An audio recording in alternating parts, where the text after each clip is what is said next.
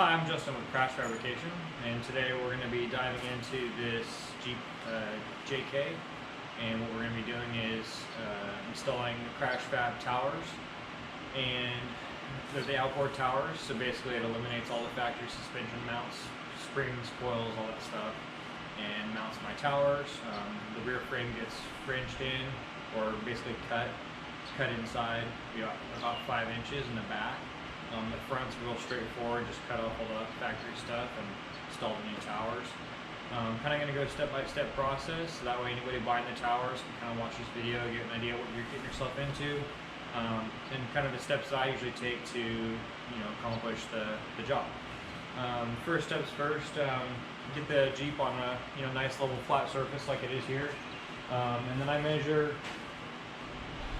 a point on all 4 corners of the frame underneath where it appears to be flat, to kind of get a baseline of how the Jeep sits and it's where it currently is. And that way, if you're lifting the Jeep during the process, you can kind of gauge on how much lift you're getting, but it also will help you in the end game with just double checking all your measurements and making sure everything is correct and right. So I've already done that. All 4 corners are about 22.5. They vary, within a 1/4 inch, 1/8 of an inch or so. That's on this Jeep. This Jeep sits on 40s. It's got UD60s on it.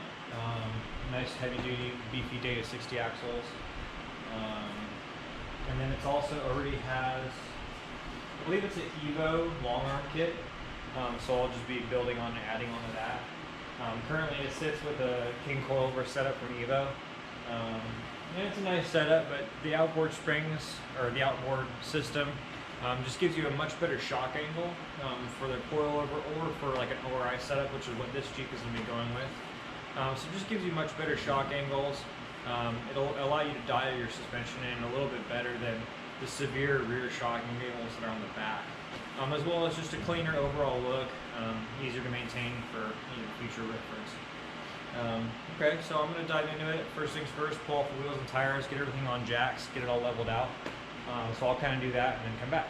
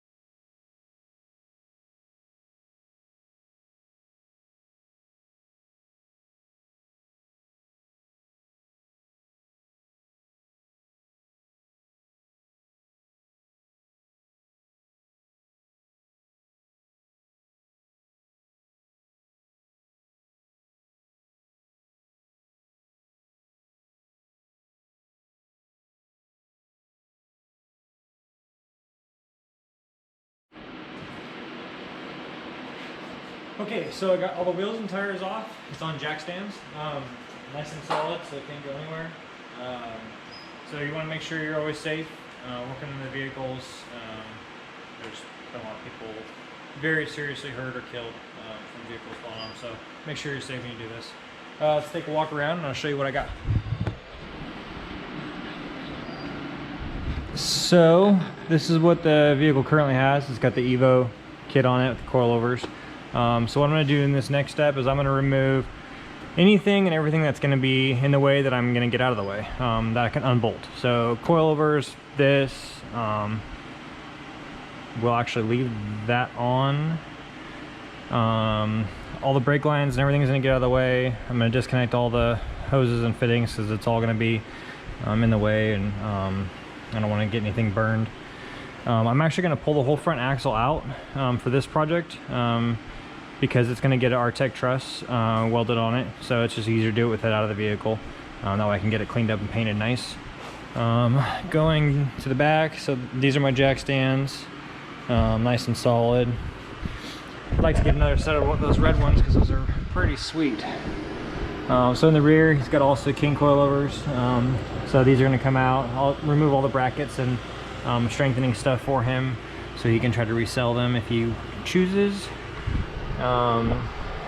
This panhard bar or track bar, whatever you'd like to call it, is going to go away. I'm going to build a custom one for it without the kink in it. Again, all the wires and all the hoses and parking brake cables and all that stuff, ABS cables, all going to come off. Rear axle is also going to come out. For this setup, you have to get rid of the factory link mounts because the new ORIs are going to come down and mount right there. So all this all has to get cut off, and my kit includes all new bracketry for that. Also, excuse me, hold on.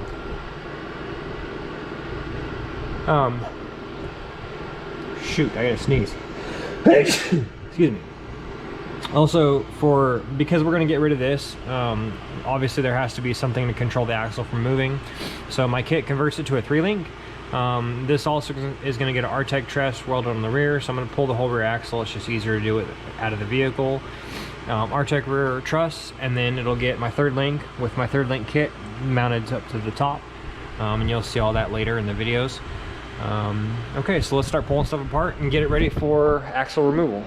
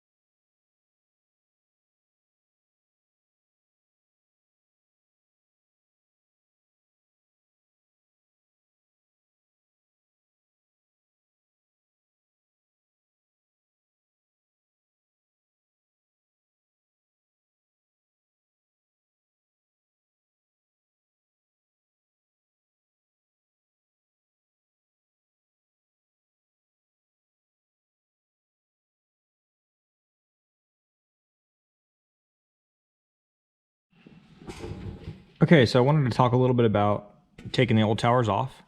I like to use a plasma cutter. I think that it's a much more efficient way of getting the stuff done, and not to mention that some of the angles are very difficult to try to get a grinder in. So what I'll do is I'll take a plasma and I'll kind of rough cut everything, you might say. So, you know, there's a weld here, you know, there's a weld on the back side of this. There's this weld here, which is welded to the inside of this plate here. So what I'll do is I'll take a plasma and basically I'll just, you know, start cutting close to the welds. It's important to run the arc parallel to the frame because you don't want to go into the frame with the plasma, otherwise you're going to, you know, weaken the structure of the frame quite a bit. And then you spend extra time, you know, even if you try to get just really close, well, the plasma arc likes to wander and it'll wander into the frame. And because that's the way the magnetism of the, you know, arc is going to take it. So, you know, I'll run it parallel, and if anything, you know, I'd rather spend more time grinding than more time filling and welding and that kind of stuff. So I'll run the plasma here, you know, I'll run it here, I'll rough cut it here. And so I'm going to do a quick little time lapse of me cutting this stuff apart. That way you guys kind of see what I do, and it'll give you an idea of, you know, how you want to tackle your project. And then, so after I do the plasma, I'll come back with a cutoff wheel and a grinder and start taking, you know, some of the stuff off that I don't feel comfortable getting the plasma this close to the frame. I'd just rather spend a little bit extra time with the grinder and cutoff wheel. And like always, you know, make sure you got plenty of PPE, you know, leathers and, you know, eye protection, because this is a very dangerous operation. Oh, also, when you're plasma cutting, very important, this happens to be stainless steel, but I use a piece of steel of some kind, and what I want to do is put it on the back side of all this. That way I'm not hitting, you know, any of the stuff that's behind here with my spark shooters. That doesn't make sense, with, you know, the outside of the plasma arc. So, you know, that way when it goes through this metal, it just hits this and doesn't keep going and start cutting, you know, all the brake lines and electronics and, you know, heat shields and power steering box and, you know, the stuff that's behind there. So just want to always be careful what's on the back side of your work. And that's it. So we'll set up the time lapse.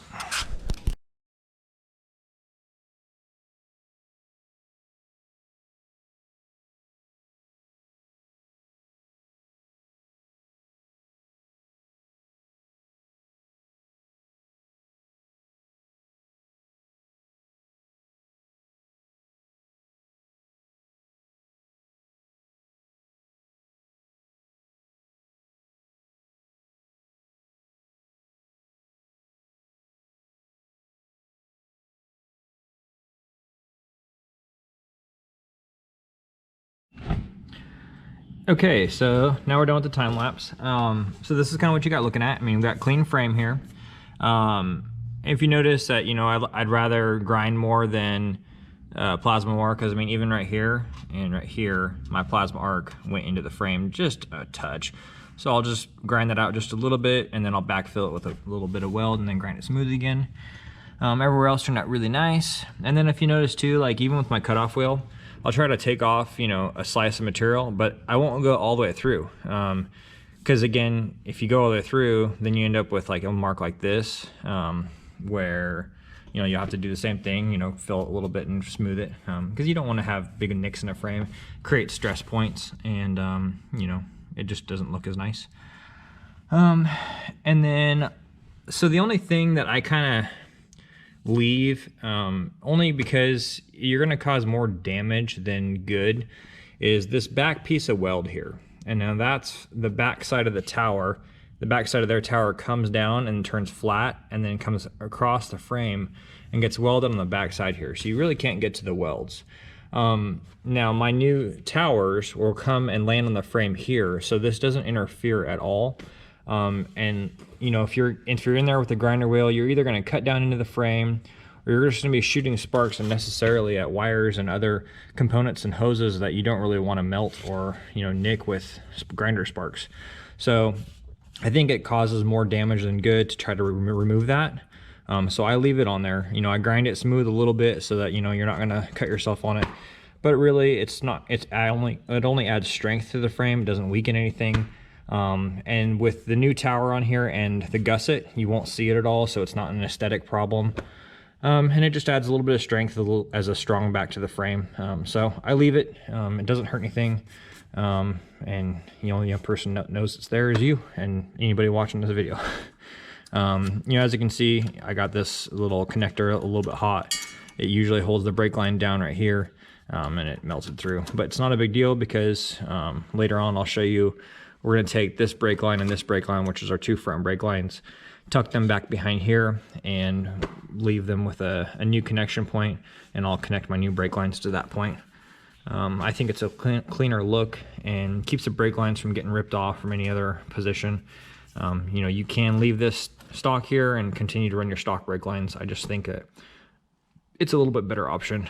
So I'll show you that down the road. And so now we're all ground smooth. We're ready to set our new towers on here and then do a final mark of where we need to grind to have smooth for weld connections. And we'll do all that and get this going.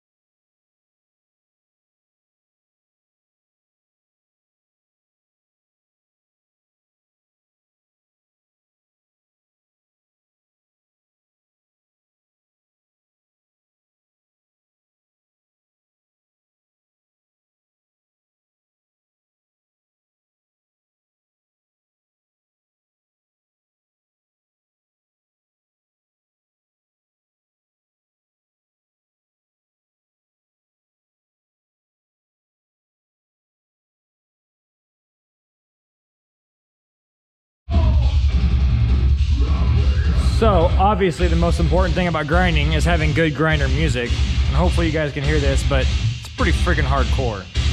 Very important. Anyways, here's the passenger side all cleaned up.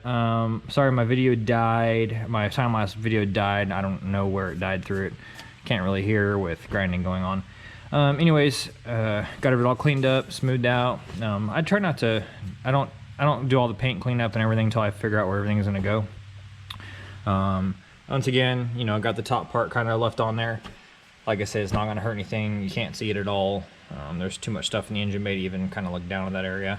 And you won't really be able to tell anything. Brake line, just kind of move it out of the way. It's gonna get moved anyways and not gonna be there anymore. You know, real key, most important thing of this whole thing is really watch where you're shooting your sparks. You know, watch what you're doing with your stuff. Because, you know, you can cause damage to wires. You know, there's a lot of wires and hoses and stuff down this area.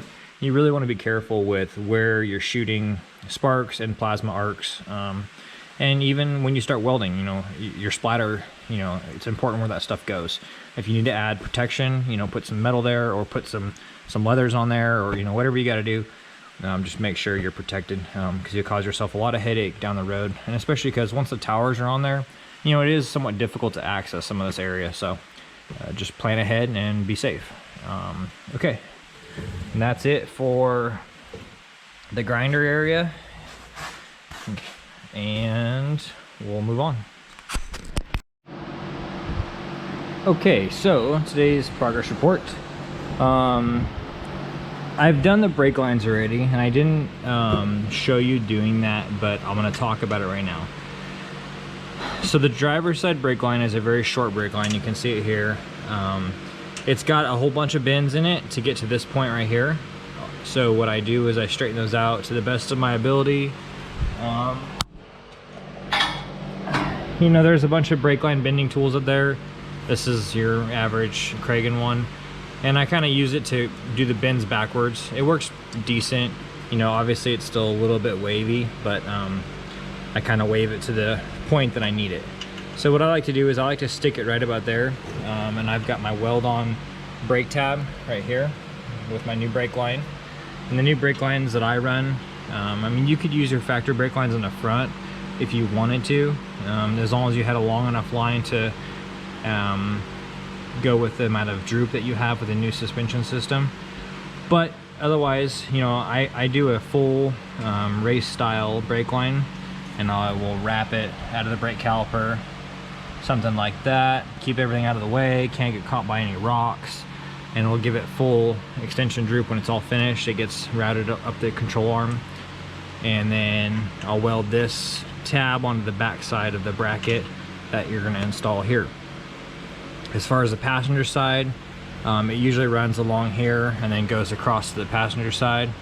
I cut it up here, and then what I do is I kind of bend it so that it goes right in here.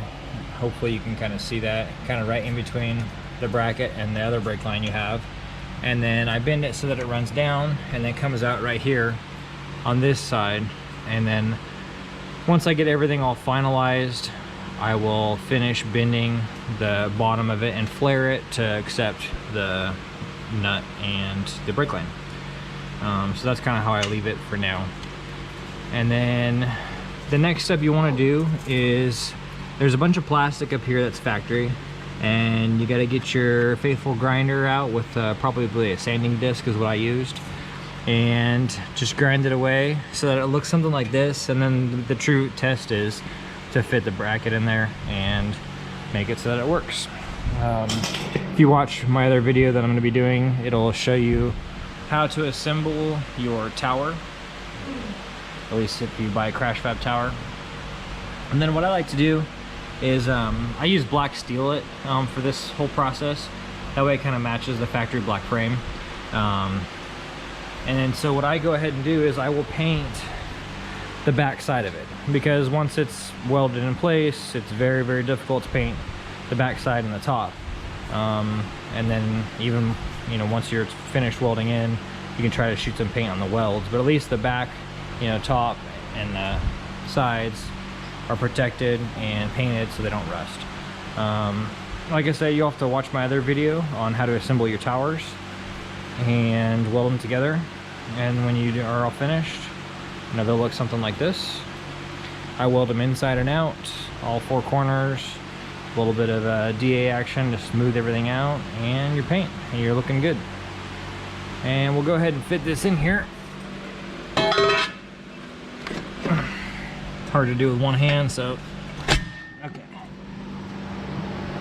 Now, what I like to do is I use this dimple hole in the frame as kind of my guide. And what I'll kind of do is just kiss the edge of the dimple. And this is perfect because I haven't grounded all the way yet, so you can still see the black edge of the paint where the dimple actually starts to go in. So what I'll do is I'll just barely kiss that with the bracket, and that's how I line it all up. Now again, that's what you'll want to do as long as you're going to do like a 14. This is a setup for a 14-inch coilover, and for a 14-inch coilover, I'll go on the kind of about the middle of the axle on the back side. If you wanted to go on top of the tower, you'd have to slide this tower more forward and grind some more of this stuff out of the way to slide this tower forward. And that's, you know, more than up to you. But if you're going to do that, you're also either going to have to go with if you're going to use this, my 14-inch tower, you'll have to go with a shorter coilover. Or if you wanted to go with my 16-inch tower, cut all this out of the way, and then you could use a 14-inch coilover on that, on top of the axle. So lots of options there, just whatever suits your needs better. And then I'm going to roll around to the front here, or not the front, but the passenger side. So the passenger side, you know, I've got it mocked up. I've done all my final grinding of where my welds are going to be. I have this tacked in here in a couple places. My ORI is in place, just, you know, barely with one bolt in there. And just this kind of shows you, you know, why I place it where I place it. You know, everything is done. I degreed it all out, so you know you have about a 10-degree setback with your angle of your coilover this way. It just depends on how your mount looks at the bottom, and you know that's a pretty ideal degree for a coilover or ORI in this case. Obviously you can go more, obviously you can go straight up, kind of whatever suits your suspension needs. Suspension is, you know, a very dynamic thing, so there's a lot of opinions and a lot of ideas. So this side is ready for welding, and then once it's all welded out, throw some paint on there and make it looking good. On this side too, you can see here how I ground this out. I went a little excessive on the front, but I just was trying to clean it and make it look really nice and clean. You don't have to grind that much out if you don't want to. On the back, I kind of just flush this edge here to the back and all the way to the end there. Make it look real nice and pretty. And like I said, you know, grinder with a sanding disc does pretty good on it. It'll ball up and gall a little bit, and if those molten pieces of rubber fall on you, they're gonna hurt. You can also use like a hacksaw or sawzall or any other cutting tool to cut a majority of it out of the way and then clean it up with a grinder and a sanding disc. You know, whatever suits your best and whatever tools you have. This setup's really legit. Obviously you can see it's got an R-Tech truss with the Curry Johnny joint uppers, Curry Johnny joint lowers, PSC hydro assist, and this is the Ultimate 60 front end, so it's super legit. And same thing on this side. I run my brake line.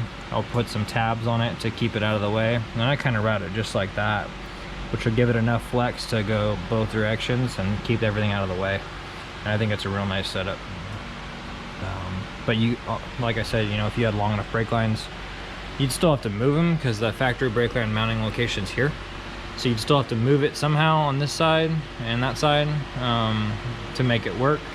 But you know, you could use a factory brake line stuff if you wanted to. I just think this is a lot nicer. And then long term as well, you know, I've had guys just kind of let these free float and plug in. They kind of flop around. It will work. It's not ideal. What I'll probably do, or what I always do on mine, is I'll cut the connector back a little ways,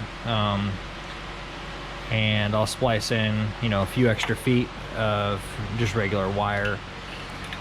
Heat shrink the whole thing all real nice, and I'll run it right along the brake line. And then on this side, obviously, up the brake line and then back to this side to connect to the factory.